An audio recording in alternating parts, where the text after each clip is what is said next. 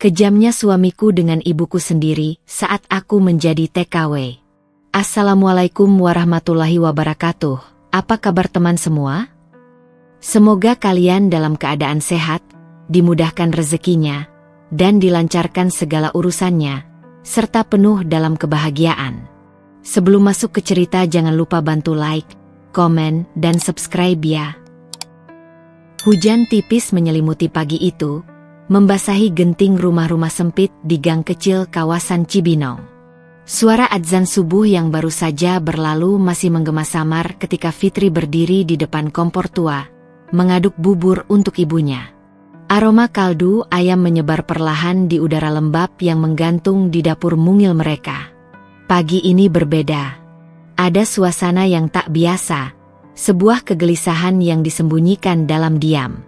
Fitri, perempuan berusia 32 tahun itu, tampak lebih sibuk dari biasanya. Di dapur, ia memastikan semua bahan makanan cukup untuk seminggu ke depan. Di ruang tengah, koper besar sudah terisi penuh, ditutup rapi dengan gembok angka, dan ditaruh di samping tas kecil berisi dokumen penting, paspor, kontrak kerja, serta foto ibunya yang akan ia simpan dalam dompet selama berada jauh di negeri orang. "Ibu, sarapan dulu ya. Buburnya masih panas."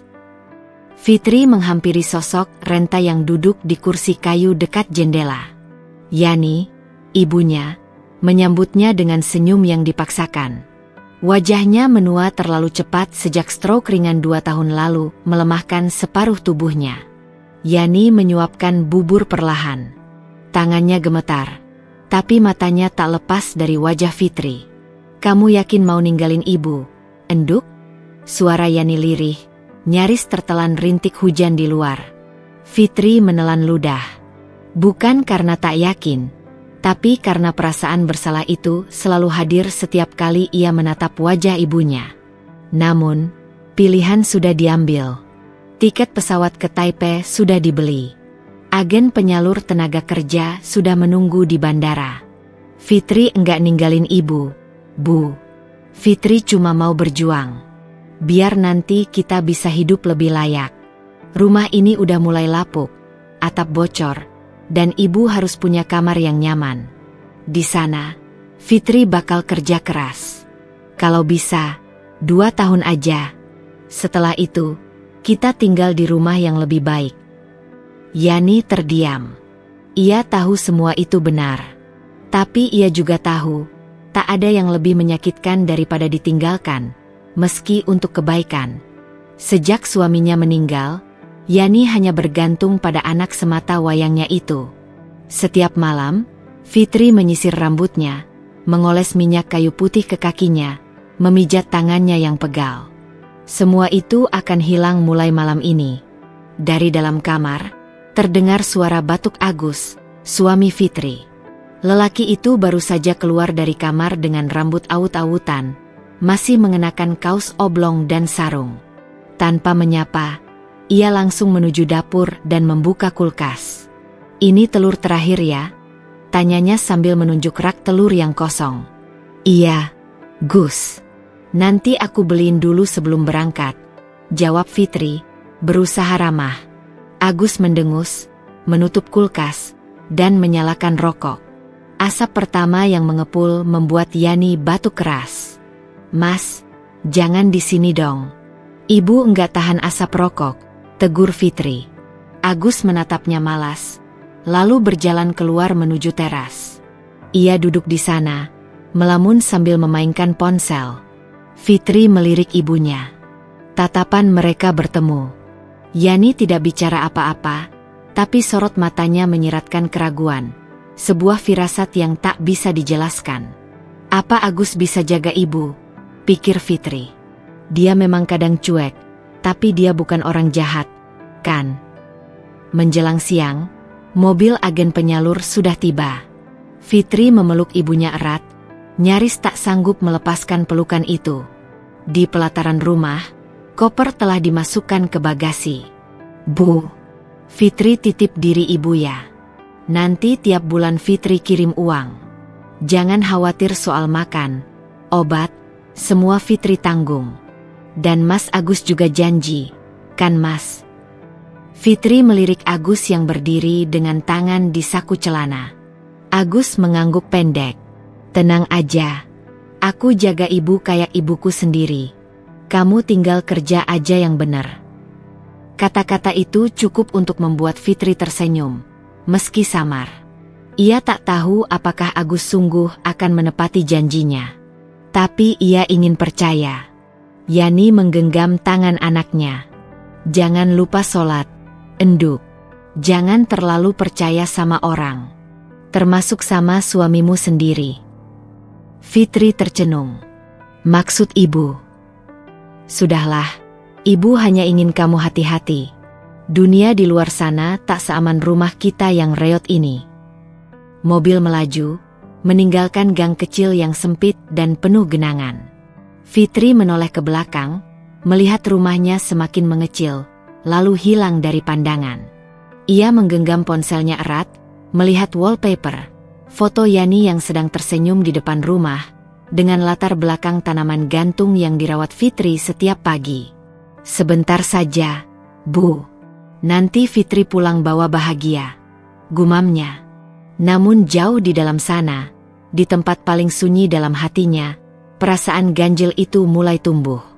Ia tak tahu bahwa sesampainya di Taiwan nanti, bukan hanya kerinduan yang akan menyiksanya, tapi juga pengkhianatan yang perlahan menggerogoti dari rumah yang ia tinggalkan. Dan semua itu bermula dari harapan. Harapan yang terlalu tinggi, terlalu tulus, dan terlalu mudah dikhianati. Beberapa minggu setelah kepergian Fitri, suasana rumah masih terasa tenang. Agus menjalankan rutinitas dengan cukup baik, menyiapkan makanan sederhana untuk Yani, membeli obat bulanan, dan kadang mengantar sang ibu mertua ke posyandu lansia. Tetangga mulai melunak, menganggap Agus adalah menantu teladan. Namun, ketekunan itu tak bertahan lama. Di balik kebaikan sementara, ada benih kesombongan yang mulai tumbuh. Kiriman uang dari Fitri tiba dengan rutin. 10 juta rupiah setiap bulan, ditambah tambahan 2 juta untuk keperluan tak terduga. Dalam surat transfernya, Fitri selalu menyertakan catatan manis. Mas, ini untuk kebutuhan ibu ya. Tolong beli buah segar dan vitamin seperti yang dokter anjurkan. Aku percaya Mas tahu yang terbaik buat ibu. Doakan aku sehat di sini. Awalnya, Agus benar-benar menggunakan uang itu sesuai permintaan. Namun setelah bulan ketiga, ia mulai merasa lain. Rasanya seperti uang itu miliknya.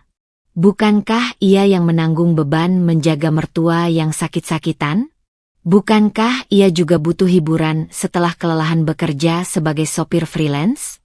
Ia mulai mencicipi sedikit demi sedikit, membeli rokok impor, sesekali nongkrong di kafe, lalu mencoba hiburan malam bersama teman lamanya. Cuma 200.000. Masih banyak buat belanja ibu, katanya pada diri sendiri. Tapi 200 menjadi 500, lalu 1 juta, dan kemudian Agus tak lagi mencatat pengeluaran. Ia mulai jarang pulang. Awalnya setiap malam, lalu hanya 3 kali seminggu. Kadang hanya menitipkan makanan instan atau membeli nasi bungkus dan menyuruh tetangga sebelah mengantarkan ke Yani. Yani merasakan perubahan itu, namun tak berani berkata banyak. Tubuhnya lemah, dan ia hanya bisa mengandalkan tongkat dan semangatnya untuk bertahan. Sesekali ia menangis dalam diam, menatap foto Fitri yang tergantung di dinding, membayangkan pelukan hangat anaknya yang tak lagi bisa ia sentuh.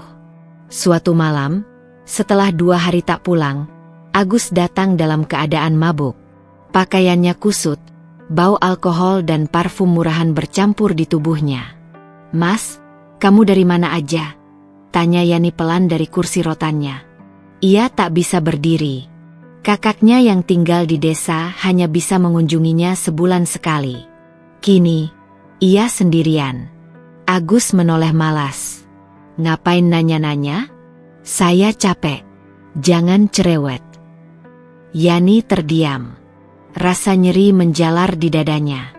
Bukan karena sakit fisik, tapi karena luka yang merambat dari hati. Agus yang dulu, Lelaki yang pernah membopongnya ke rumah sakit saat stroke pertama, sekarang menatapnya seperti beban. Beberapa hari kemudian, saat Agus menghitung sisa uang di dompet, ia mengeluh dalam hati. Uang segini nggak akan cukup kalau tiap bulan harus beli ini itu buat si tua itu. Saya juga butuh hidup. Masih muda, masa harus ngurusin orang sakit terus? Pemikiran itu membuncah dan membentuk keputusan paling kejam dalam hidupnya. Pagi itu, Agus mengajak Yani keluar. Ia bilang, ada pemeriksaan kesehatan gratis dari kelurahan. Yani, yang polos dan selalu percaya, menurut saja. Ia berganti baju terbaiknya, menata jilbab, dan tersenyum kecil. Hatinya senang, berpikir mungkin Agus mulai kembali memperhatikannya. Mobil melaju jauh, meninggalkan gang kecil tempat mereka tinggal. Yani tak menyadari bahwa mereka menuju ke luar kota. Setelah lebih dari 1 jam, mobil berhenti di halaman bangunan bertuliskan, Panti Sosial Tresna Werdha Harapan Mulia. Yani memicingkan mata. Mas, ini bukan puskesmas. Agus turun dari mobil, membuka pintu penumpang, dan tersenyum palsu. Bu, ini tempat perawatan. Di sini ibu bisa dirawat lebih baik. Ada perawat, ada dokter. Lengkap. Biar ibu lebih nyaman daripada di rumah. Yani tertegun. Tapi, ibu pengin di rumah. Ibu bisa sendiri. Asal mas masih bantu beli obat.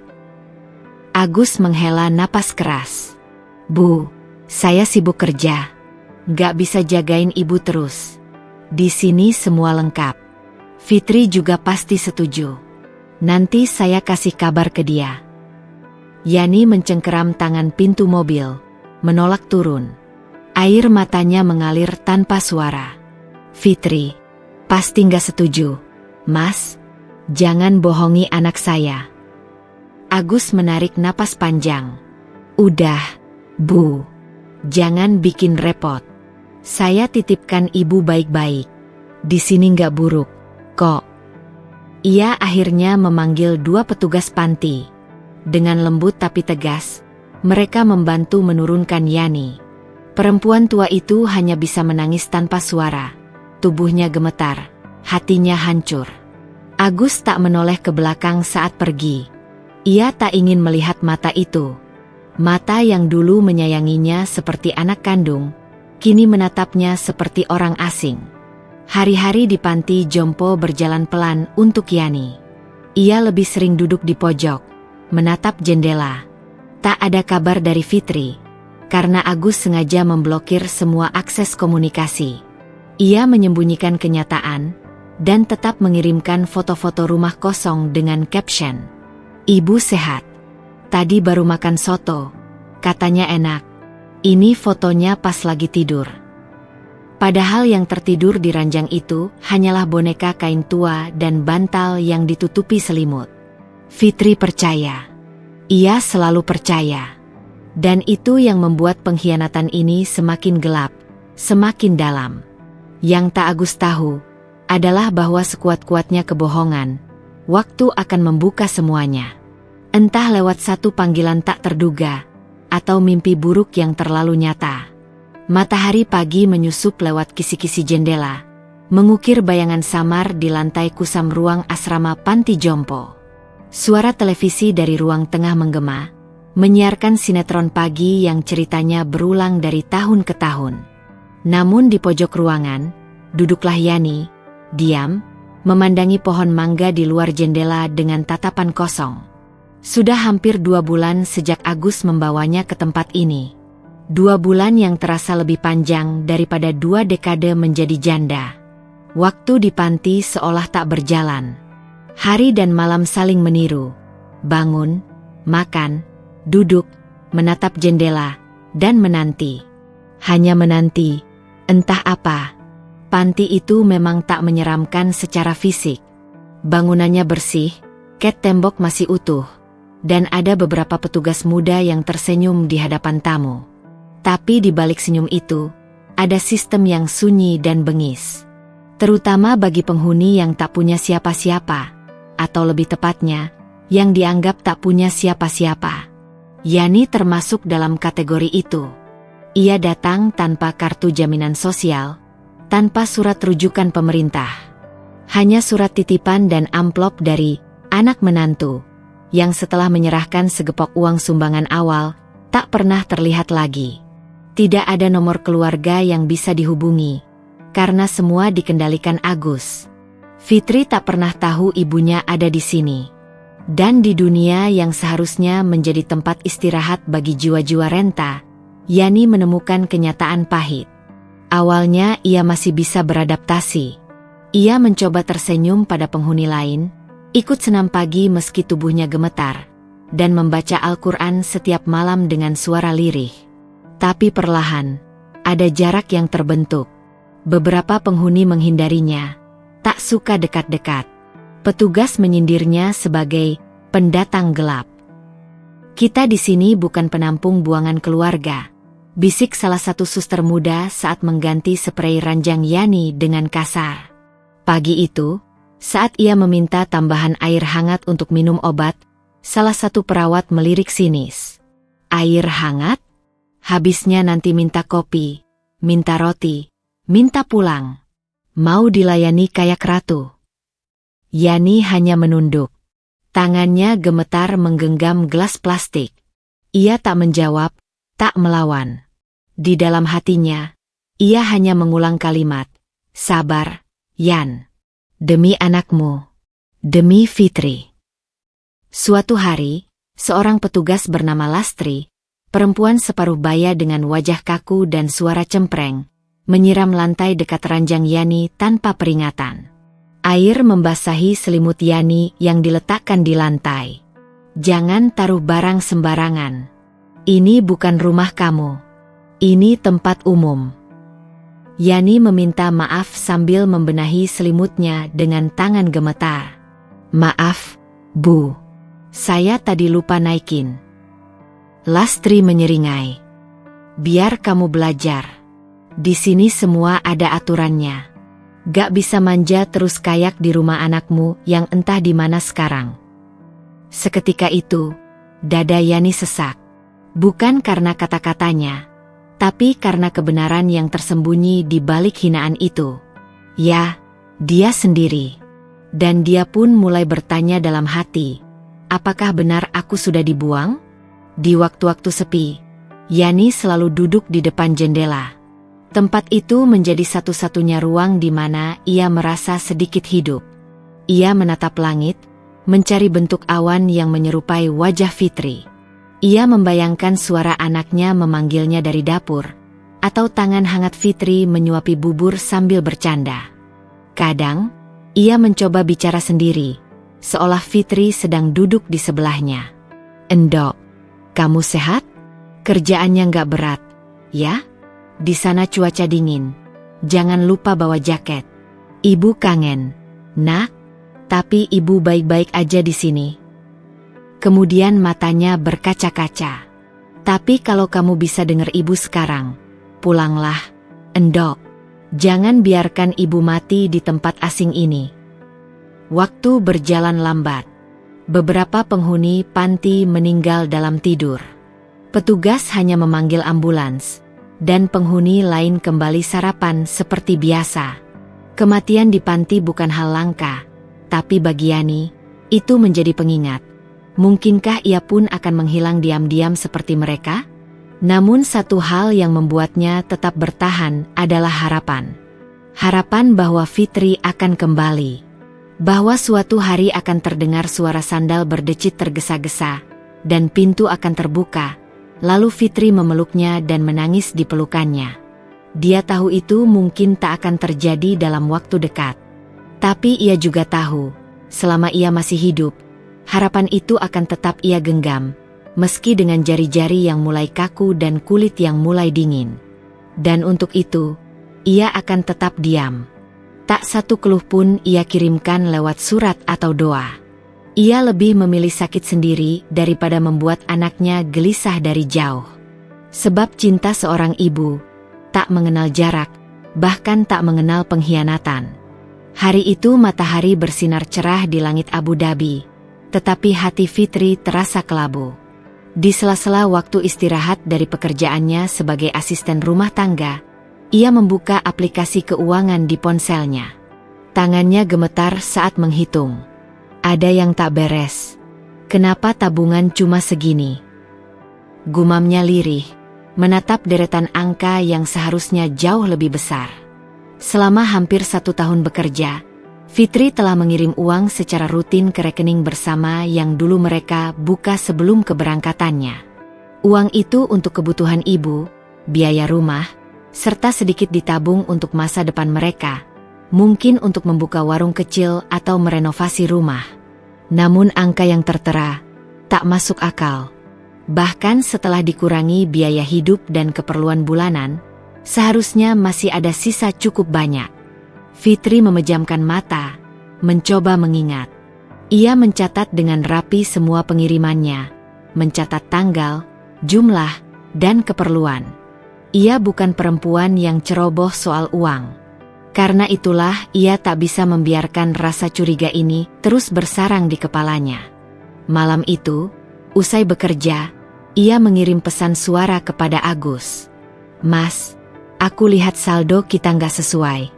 Uang yang kukirim selama ini kemana aja ya? Tolong dijelaskan, aku khawatir." Pesan itu tak langsung dibalas. Butuh waktu 2 hari hingga akhirnya Agus menjawab, dengan suara yang dibuat seolah lelah dan tertekan. "Fit, kamu kira ngurus rumah gampang? Harga-harga naik, listrik, air, makan ibu juga butuh banyak. Belum lagi aku juga harus kerja, butuh ongkos. Kamu jangan cuma bisa nanya doang dari sana." Fitri membaca dan memutar ulang pesan itu berkali-kali. Nadanya kasar, defensif. Tapi lebih dari itu, tak ada rincian, tak ada kejelasan. Hanya alasan umum yang tak menjawab apa-apa. Fitri menelan ludah. Hatinya mulai diliputi rasa tak nyaman. Bukan hanya karena jawaban Agus, tetapi juga karena getaran naluri seorang istri yang mulai menyadari adanya sesuatu yang disembunyikan. Beberapa hari kemudian, seorang tetangga mengirim pesan pribadi lewat Facebook. Pesan itu singkat, tapi membuat tangan Fitri bergetar. "Fit, maaf aku cuma mau nanya. Agus kamu sekarang sering banget kelihatan di tempat karaoke sama temen-temennya. Kamu tahu nggak?" Fitri tak langsung membalas. Matanya menatap layar lama, lalu perlahan, air mata mulai mengalir tanpa suara. Sementara itu, di kota kecil di pinggiran Jawa Tengah, Agus duduk santai di sofa empuk salah satu ruang karaoke VIP.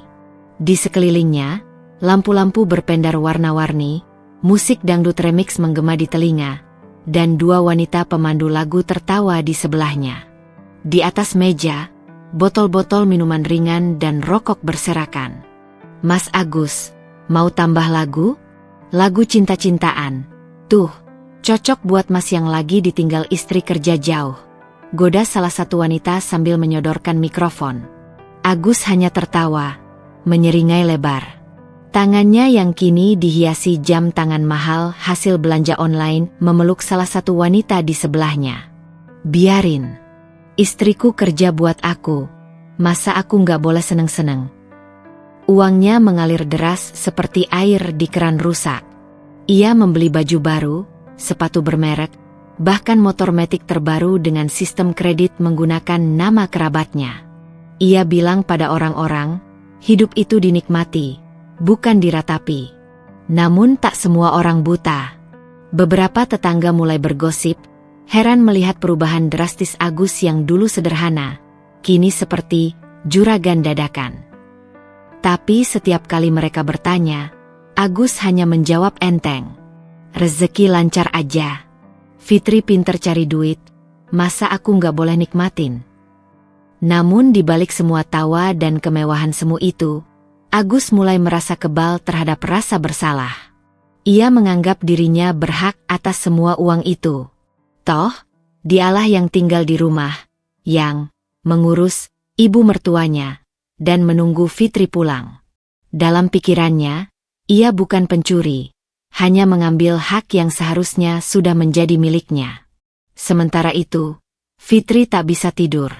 Di malam yang sunyi, ia menggulir layar ponselnya, membaca ulang semua chat dengan Agus, membuka rekaman pengiriman uang satu persatu. Ia mencoba memahami, tapi tak ada logika yang bisa menjelaskan kemana semua uang itu pergi.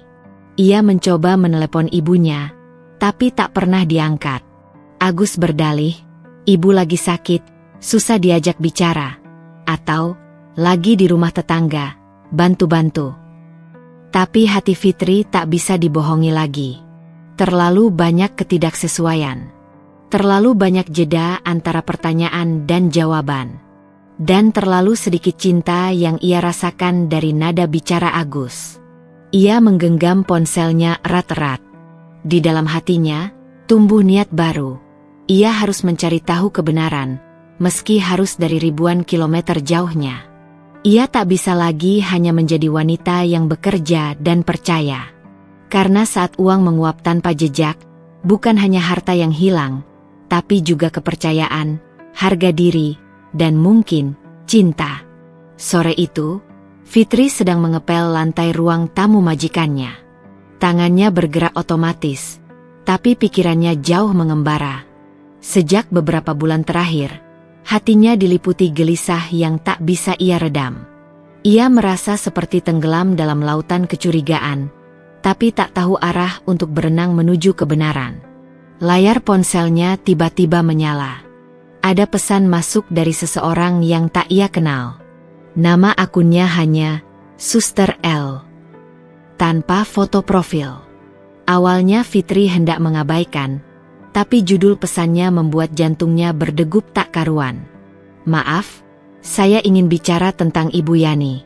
Tolong jangan abaikan pesan ini. Fitri terpaku. Tangannya bergetar saat membuka isi pesan.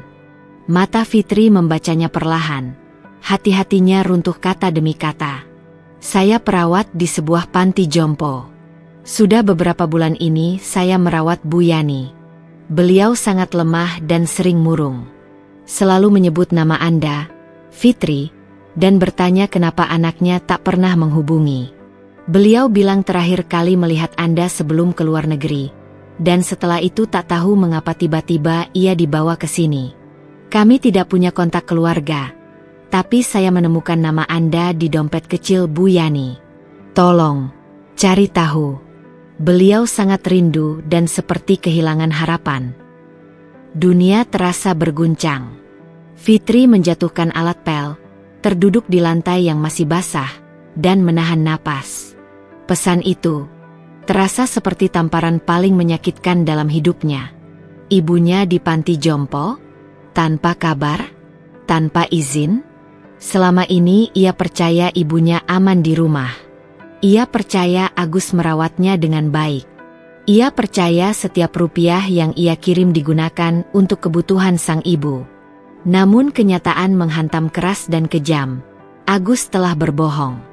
Bukan hanya soal uang, tapi juga tentang keberadaan orang yang paling Fitri cintai. Dengan tangan gemetar, ia membalas pesan itu. Hanya satu kalimat. Di mana lokasi panti itu? Saya ingin bicara dengan ibu saya. Sekarang. Tak butuh waktu lama. Pesan balasan datang dengan nomor panti dan instruksi bagaimana menghubungi langsung ke ruang tamu perawatan. Suster L memperingatkan, mereka harus hati-hati karena ada larangan dari pihak penitip untuk memberi akses keluar. Tapi karena iba, ia memberanikan diri. Dengan napas sesak dan dada bergemuruh, Fitri menekan nomor telepon itu. Terdengar nada tunggu. 1 dering, 2 dering. Lalu terdengar suara wanita tua di ujung sana. Lirih, rapuh, seperti suara dari lorong waktu yang hampa. Halo, ini siapa? Fitri membekap mulutnya. Air mata langsung tumpah tanpa bisa dibendung. Ibu, ini aku, Fitri. Hening. Tak ada jawaban selama beberapa detik. Lalu terdengar suara terseduh yang pelan, nyaris seperti bisikan angin. Fitri? Ya Allah, nak, Kamu di mana, Nak? Kenapa kamu lama sekali nggak pulang? Tubuh Fitri lunglai. Ia menempelkan ponsel ke dadanya, seolah ingin memeluk suara ibunya dari ribuan kilometer jauhnya. Tangis mereka menyatu dalam panggilan yang memecah sunyi dan kepalsuan yang selama ini membelenggu. Maafkan Fitri, Bu. Maafkan aku. Aku tidak tahu. Aku kira ibu di rumah. Aku percaya pada Agus. Yani terisak. Suaranya terdengar begitu lelah, tetapi penuh kasih. Ibu nggak apa-apa, Nak. Ibu cuma bingung. Tiba-tiba saja ibu dibawa ke tempat ini. Katanya kamu setuju. Ibu nggak ngerti. Ibu cuma nunggu, terus nunggu. Sampai rasanya ibu lupa caranya berharap. Ucapan itu menghunjam hati Fitri. Perasaan bersalah, marah, kecewa, dan terluka bercampur jadi satu. Ia ingin terbang saat itu juga. Ia ingin memeluk ibunya, menjaganya, menggantikan setiap menit kesepian yang dialami wanita yang membesarkannya dengan air mata dan pengorbanan. Setelah menutup telepon, Fitri tak langsung kembali bekerja. Ia duduk berjam-jam di pojok kamar asisten, menatap kosong ke lantai. Dalam dirinya, badai berkecamuk. Agus telah mengkhianatinya. Bukan hanya sebagai suami, tapi sebagai manusia. Bagaimana bisa seorang lelaki yang ia percayai, ia cintai, tega membuang ibu mertuanya seperti sampah? Bagaimana mungkin ia bisa tidur nyenyak, bersenang-senang, sementara ibunya meringkuk di sudut panti dalam kesepian? Malam itu, Fitri mulai merancang langkah pertamanya. Ia menyimpan semua bukti. Screenshot pesan dari suster, rekaman panggilan telepon, daftar transaksi keuangan. Semuanya. Dia tahu, ini bukan hanya tentang menyelamatkan ibunya.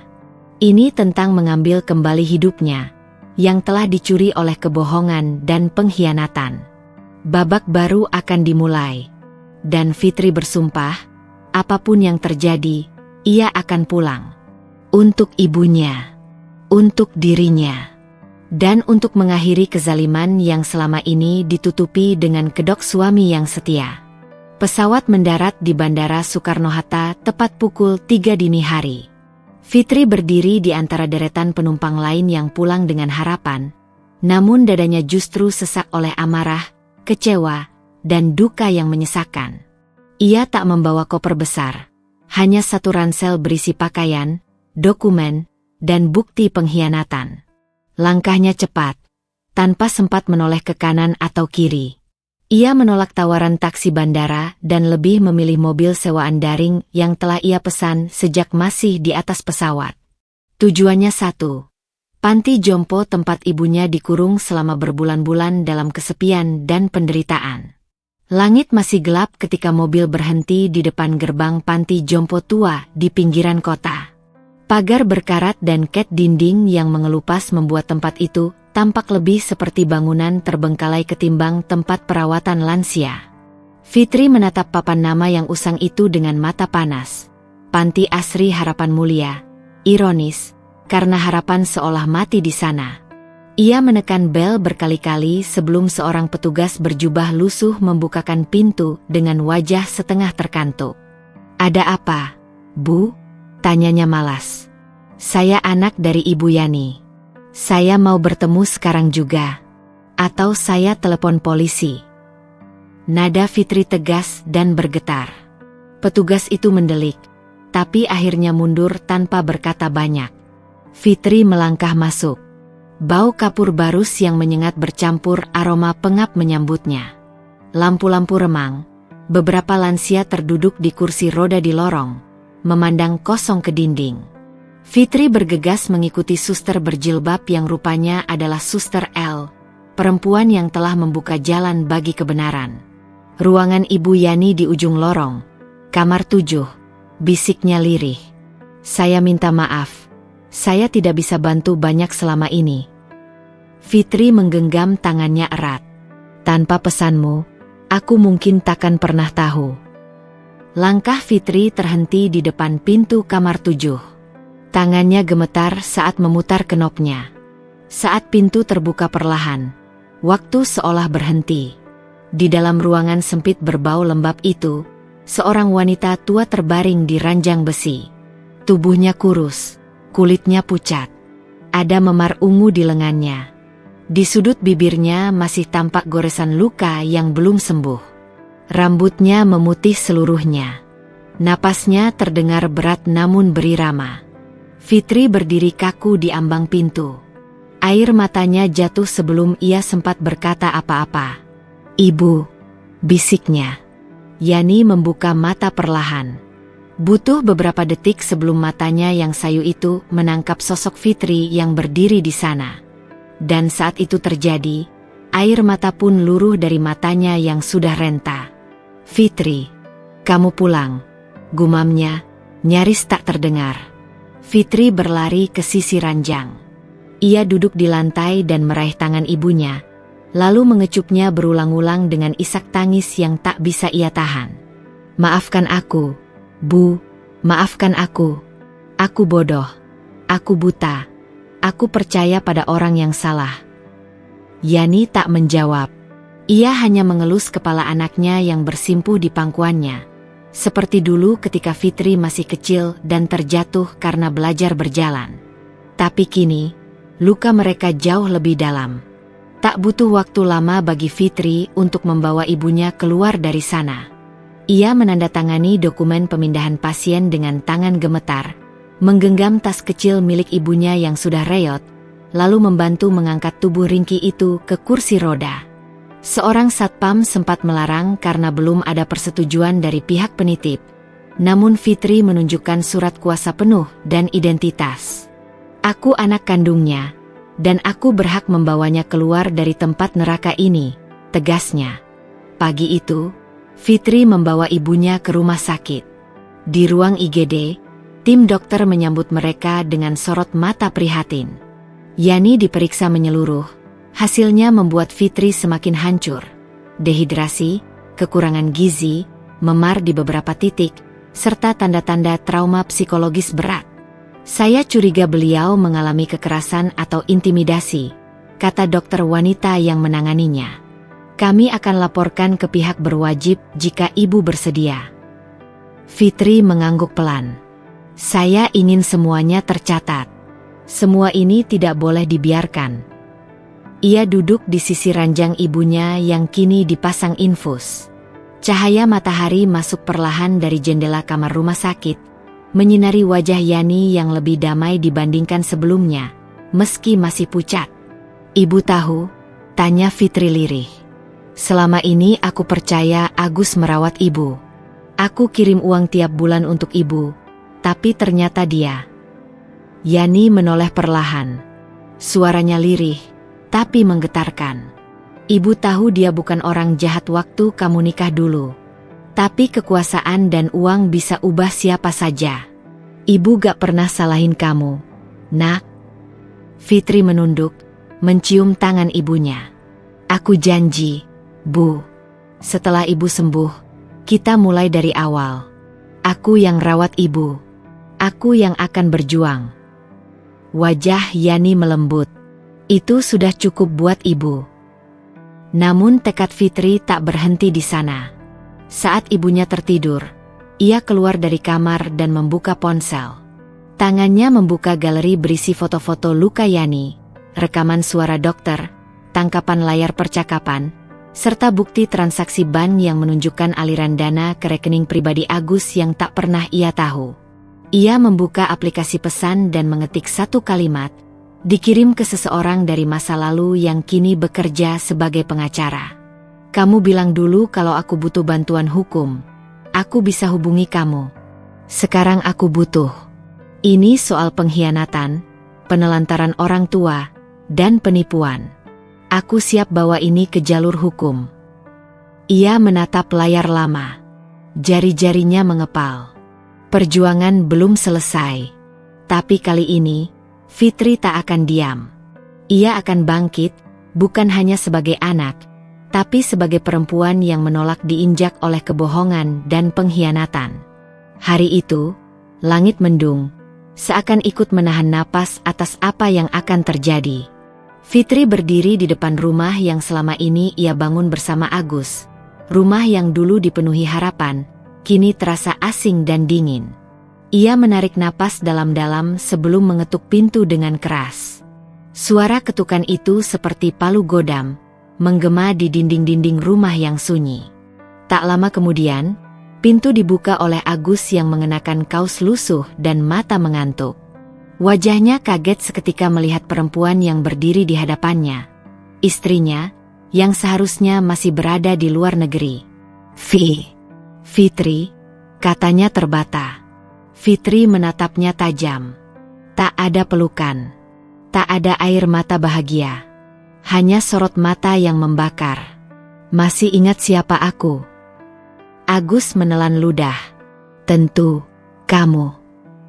Jangan jawab sekarang. Kita bicara di dalam. Aku punya banyak hal yang ingin aku terangkan padamu. Agus mengangguk pelan, mencoba tetap tenang, walau jelas ada kegelisahan dalam gerak tubuhnya. Fitri masuk tanpa melepas sepatunya, duduk di ruang tamu yang tampak berantakan, botol minuman berserakan, sisa makanan cepat saji di atas meja. Bahkan aroma rumah ini sudah tak seperti rumah yang ia tinggalkan dulu. "Mana ibu?" tanya Agus pelan, mencoba mengulur. Fitri mengangkat ponselnya dan menekan tombol pemutar video. Muncul wajah Yani yang terbaring lemah di rumah sakit, lengkap dengan memar di tubuh dan suara dokter menjelaskan kondisinya. Agus menegang. "Aku bisa jelaskan." "Jelaskan? Kamu mau jelaskan apa?" Fitri memotong. Suaranya tajam, namun nadanya tenang. Lebih menakutkan daripada amarah yang meledak-ledak. "Bahwa kamu tega menitipkan ibu kandungku ke tempat yang lebih mirip penjara ketimbang panti? Bahwa kamu pakai uang yang aku kumpulkan dengan keringat dan air mata buat foya-foya? Bahwa kamu membiarkan ibu dipukuli dan kamu bahkan tidak pernah jenguk?" Agus mencoba berdalih. Aku tertekan. "Fit, kamu pergi terlalu lama. Aku nggak kuat urus semuanya sendiri. Aku butuh ruang buat napas. Lagi pula, panti itu, mereka janji akan rawat ibu dengan baik. Aku juga kirim uang tiap bulan." "Kirim uang dari mana?" Fitri menyela. Ia mengeluarkan selembar kertas dari map di tasnya. "Ini print out rekening koran. Semua kiriman dariku masuk ke rekeningmu. Tapi tak ada 1 rupiah pun yang disalurkan ke panti. Aku cek semua mutasinya. Gus, semuanya habis buat kamu. Buat karaoke, belanja elektronik, bahkan kamu sempat transfer ke perempuan lain." "Siapa dia?" Agus berdiri, panik. "Fitri, kamu salah paham. Itu hanya teman. Aku cuma kesepian." Fitri menatapnya tanpa emosi. "Kesepian? Sementara ibuku di sana, tidur dengan tikar compang-camping, makan 2 kali sehari, dipukul petugas hanya karena tidak cepat saat mandi? Kau menyebut dirimu kesepian sementara aku terjaga setiap malam, bekerja 2 shift, demi kamu dan ibu." Suasana tegang. Agus mencoba mendekat. "Fit, aku salah, aku akui. Tapi aku menyesal. Kita masih bisa perbaiki semua ini. Aku akan tebus kesalahanku." Fitri berdiri, menatap langsung ke mata Agus.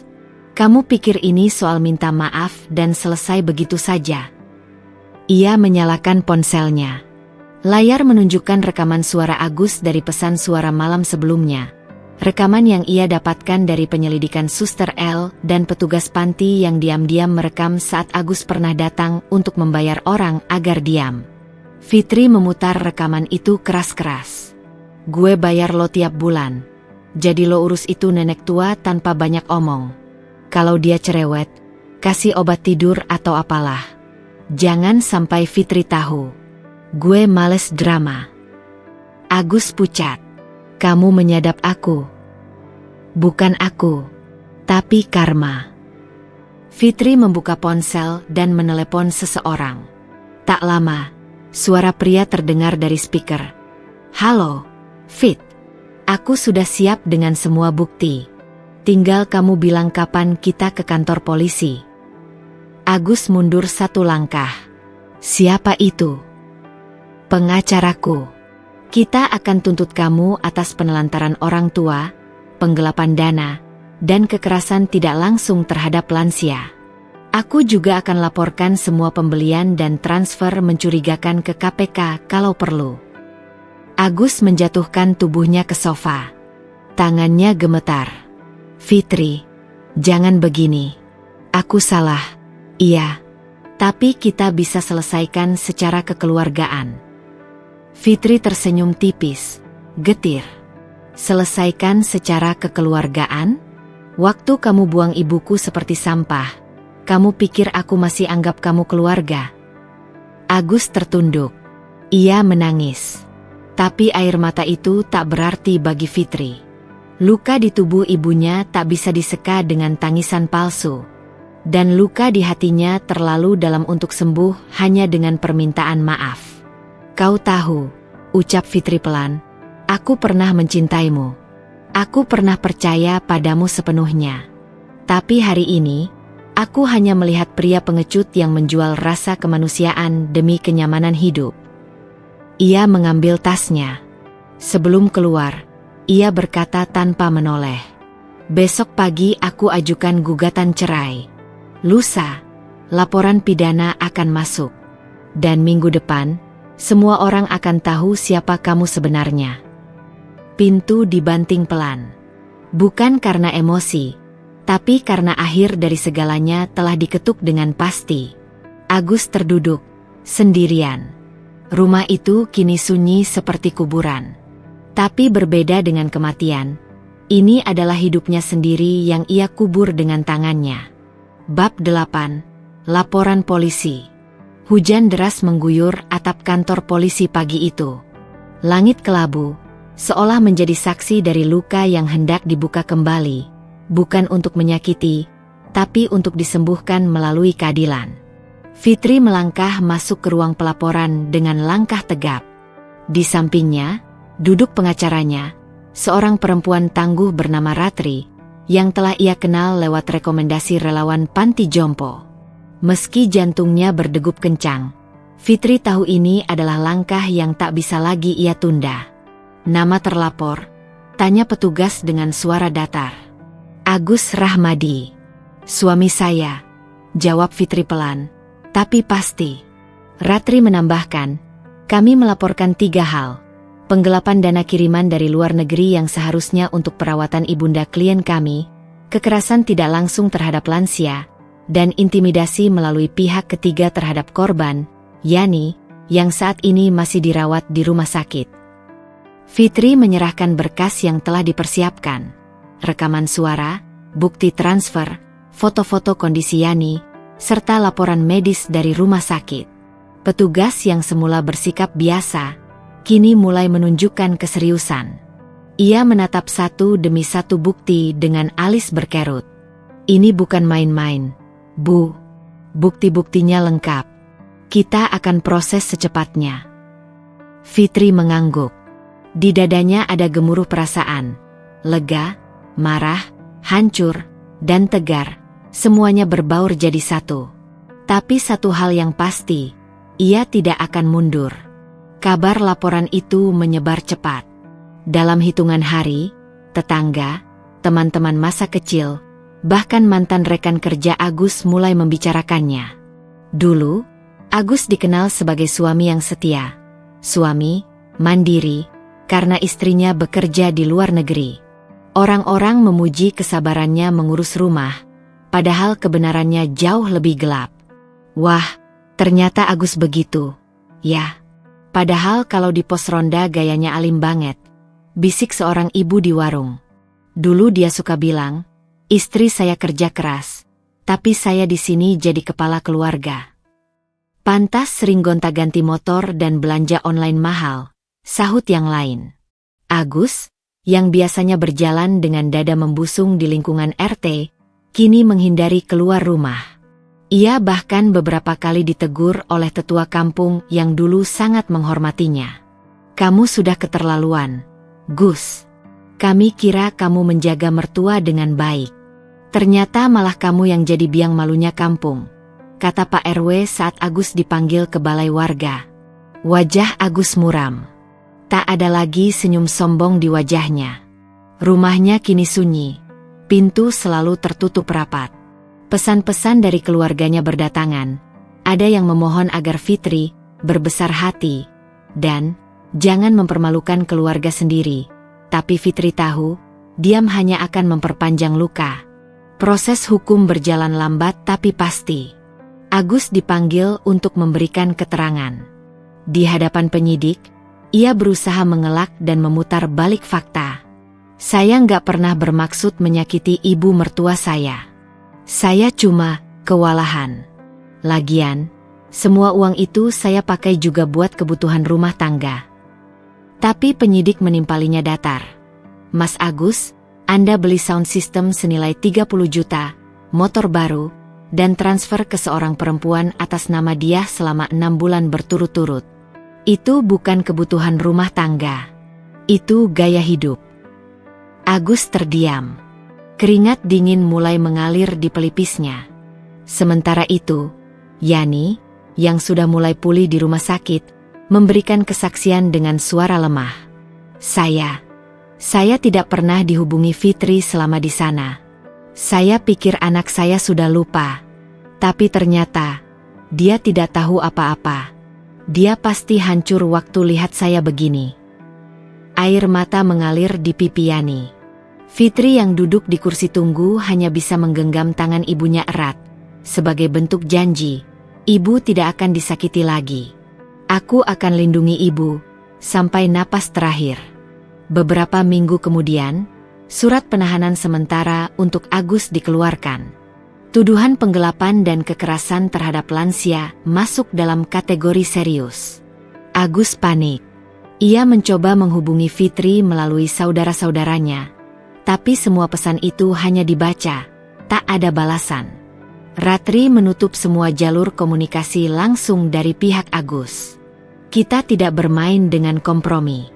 Ini tentang martabat manusia," ucapnya tegas. Fitri, meski hatinya berkecamuk, tetap pada pendiriannya. Ia mulai diwawancarai oleh media lokal sebagai bagian dari kampanye perlindungan lansia dan pekerja migran. Wajahnya muncul di berita daring, bukan sebagai korban, tapi sebagai pejuang. Di salah satu wawancara, ia berkata, "Saya mungkin hanya satu dari ribuan perempuan yang bekerja di luar negeri, meninggalkan rumah demi masa depan. Tapi bukan berarti kami tidak punya hak untuk memastikan keluarga kami diperlakukan manusiawi. Ini bukan tentang balas dendam. Ini tentang keadilan." Dan malam itu, saat semua menjadi tenang, Fitri duduk di samping tempat tidur ibunya di rumah sakit. Ia membelai rambut Yani yang mulai memutih. "Ibu, semua akan baik-baik saja. Aku janji. Sekarang ibu nggak sendiri lagi." Yani menggenggam tangan anaknya. "Kamu anak yang kuat, Fitri. Tapi jangan lupa, kamu juga berhak bahagia. Jangan cuma berjuang sendirian." Fitri menatap lampu malam yang redup. Di balik luka dan perjuangan panjang, satu cahaya mulai menyala pelan-pelan. Keadilan sedang dalam perjalanan. Dan Fitri tak akan berhenti melangkah. Suasana ruang sidang terasa berat, dipenuhi bisik-bisik pelan dan tatapan penuh rasa penasaran dari para hadirin. Fitri duduk di bangku saksi, matanya tak lepas menatap ibunya, Yani, yang kini tampak lebih lemah namun penuh keberanian. Yani akan memberikan kesaksian pertamanya di depan hakim, jaksa, dan terdakwa, suaminya sendiri, Agus. Ketika hakim mempersilakan Yani untuk berbicara, suara yang keluar dari bibirnya bergetar halus. Setiap kata yang terlontar bagai pisau tajam menembus dinding ruang sidang. Saya merasa seperti hilang dalam dunia yang asing. Di sana, saya bukan lagi seorang ibu, bukan lagi manusia yang pantas mendapatkan kasih sayang. Saya hanya seorang beban yang harus diurus dengan kasar dan dingin. Air matanya menetes, membuat seluruh ruangan terdiam. Banyak yang mulai mengusap mata, tersentuh oleh kesaksian seorang ibu tua yang disia-siakan. Saya sering menangis sendiri di malam hari. Ketika petugas memukul saya berusaha diam agar anak saya tidak tahu. Saya takut Fitri terluka jika ia tahu.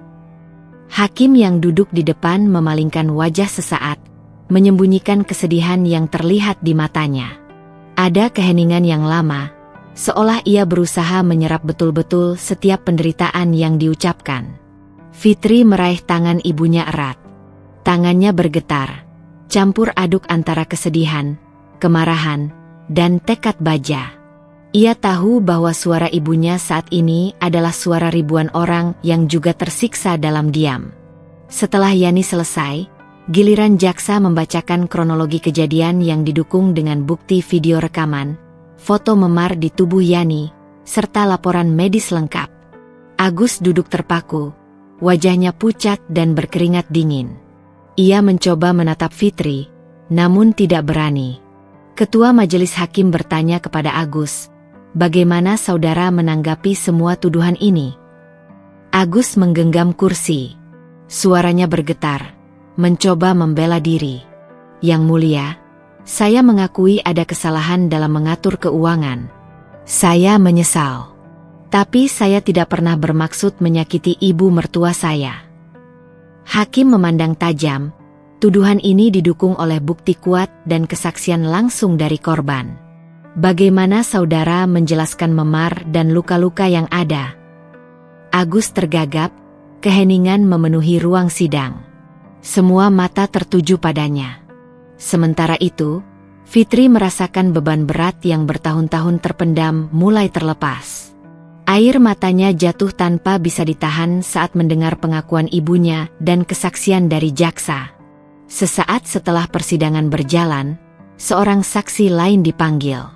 Suster L, perawat panti jompo yang menyelamatkan Yani, menceritakan bagaimana Agus memerintahkan staf panti untuk mengabaikan kondisi Yani, bahkan memberikan obat penenang berlebihan agar wanita tua itu tidak banyak membuat masalah.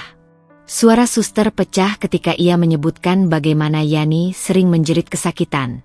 Namun perintah Agus membuat mereka tak berani menolong lebih. Persidangan berlangsung berjam-jam, berulang kali Fitri harus menarik napas dalam-dalam untuk menahan tangis. Tapi kekuatan datang dari dalam hatinya. Ini bukan sekadar tentang dirinya atau ibunya, tapi tentang keadilan bagi semua yang pernah disakiti secara tak terlihat. Ketika hari beranjak sore, persidangan ditutup sementara. Hakim berjanji akan memutuskan perkara ini dengan adil. Fitri menggenggam tangan ibunya, mengusap kepala yang mulai menua itu dengan lembut. Ia tahu, perjalanan masih panjang, tapi hari ini adalah babak awal kemenangan mereka. Di luar ruang sidang, wartawan menunggu dengan pertanyaan. Fitri hanya tersenyum tipis. Air mata masih membasahi pipinya. "Ini bukan tentang balas dendam," katanya pelan. "Ini tentang keberanian untuk berdiri dan berkata, aku pantas mendapatkan keadilan dan kasih sayang." Malam itu, ketika Fitri dan Yani pulang ke rumah sakit, mereka duduk bersama menguatkan satu sama lain. Luka lama memang belum sembuh, tapi api semangat untuk hidup dan memperjuangkan kebenaran telah menyala lebih terang dari sebelumnya. Hari itu langit tampak kelabu. Awan-awan menggantung rendah seolah menunggu keputusan yang akan mengubah hidup banyak orang. Ruang sidang utama gedung pengadilan negeri penuh sesak oleh para awak media, keluarga korban, dan pendukung keadilan. Fitri berdiri di sisi ruang sidang, wajahnya tegas dan matanya penuh harapan.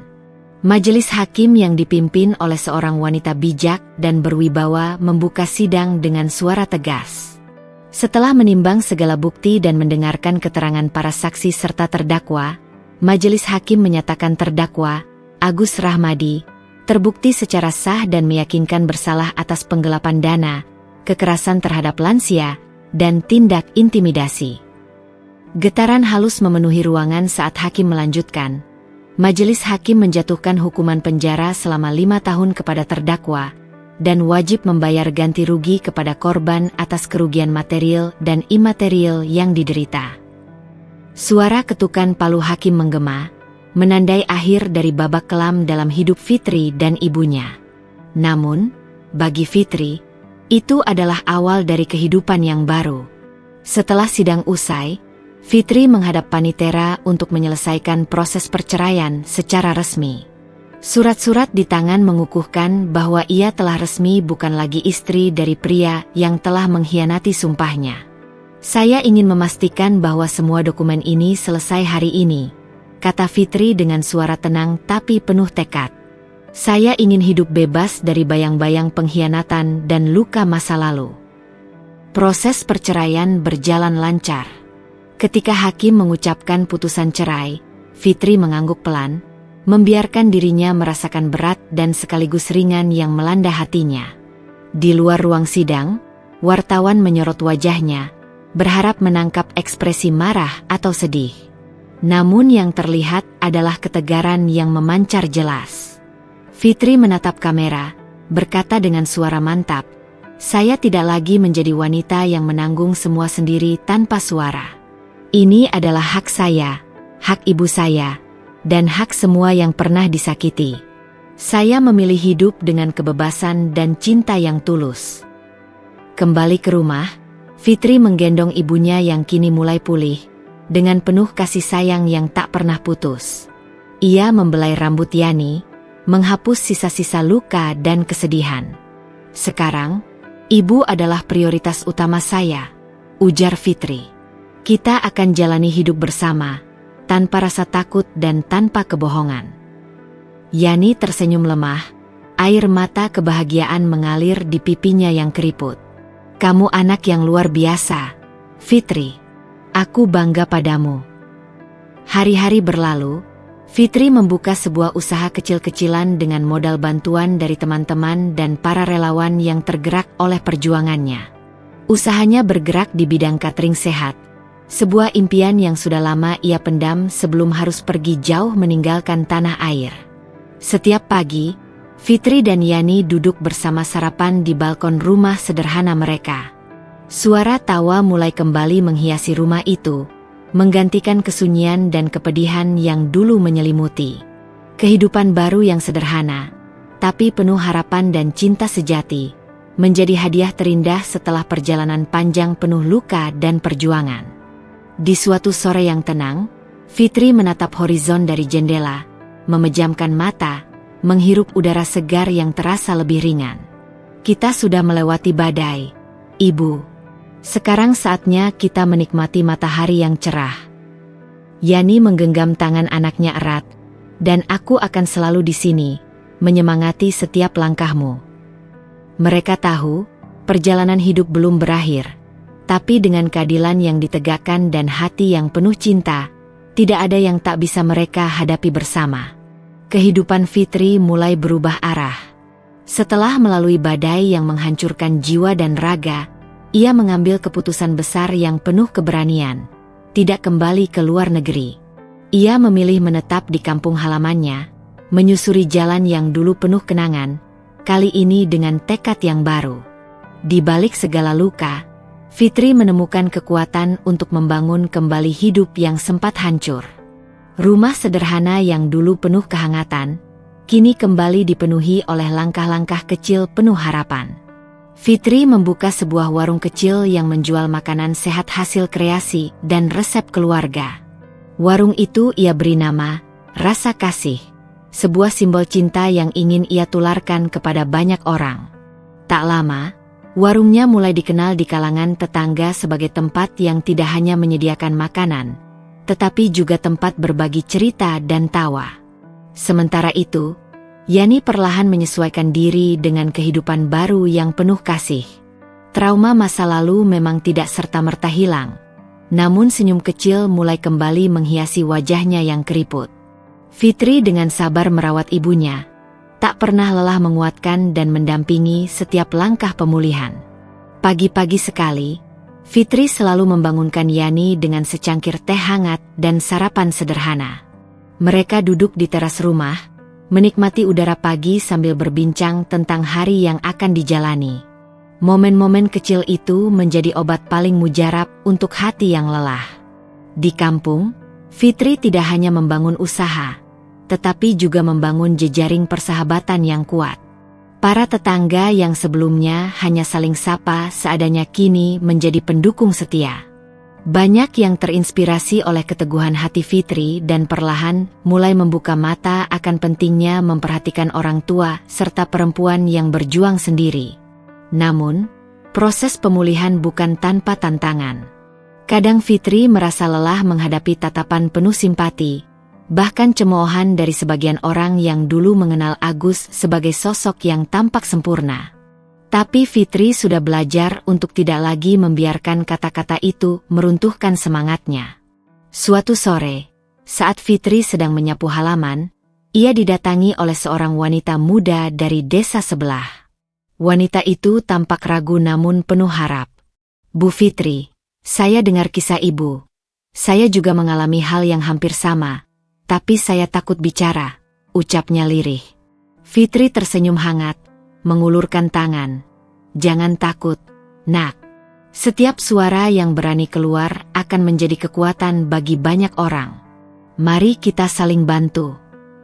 Sejak hari itu, warung Rasa Kasih tak hanya menjadi tempat makan, tapi juga pusat kecil pemberdayaan perempuan. Fitri mulai mengadakan pertemuan rutin, tempat para wanita berkumpul, berbagi cerita, dan belajar bersama bagaimana membangun hidup mandiri. Sedangkan Yani, semakin hari semakin membaik. Wajahnya yang dulu sering muram kini kerap menampakkan kerutan kebahagiaan.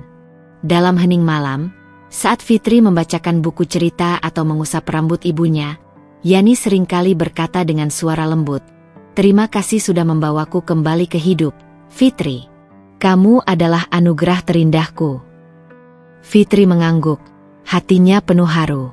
"Ibu yang kuat, kita akan terus melangkah bersama, tak akan ada lagi luka yang tersembunyi."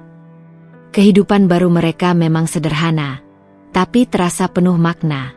Fitri belajar bahwa rumah bukan hanya bangunan, melainkan tempat di mana cinta dan pengertian tumbuh subur.